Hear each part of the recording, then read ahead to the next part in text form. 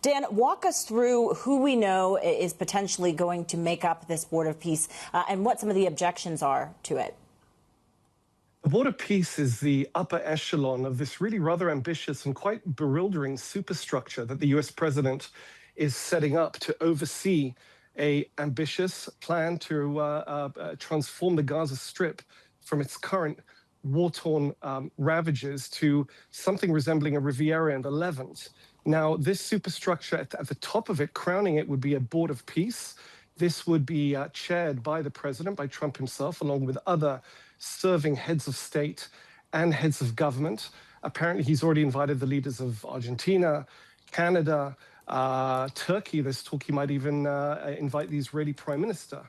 However, as reported by Bloomberg over the weekend, some misgivings have been expressed over a draft charter for this board of peace that would require permanent members to pay a buy-in sum of $1 billion or more.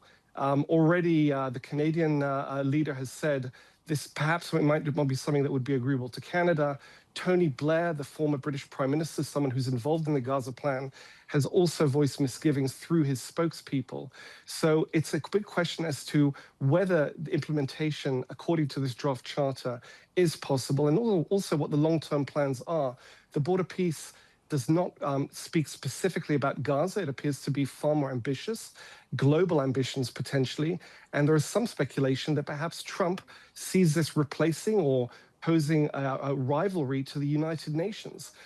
He's been very open in his criticism of that established forum. So time will tell whether the Board of Peace, as currently envisaged, will take shape. Underneath the Board of Peace is an executive board. This is more of a hands-on authority that would oversee the Palestinian government envisaged taking over, ousting from Hamas rule in the Gaza Strip.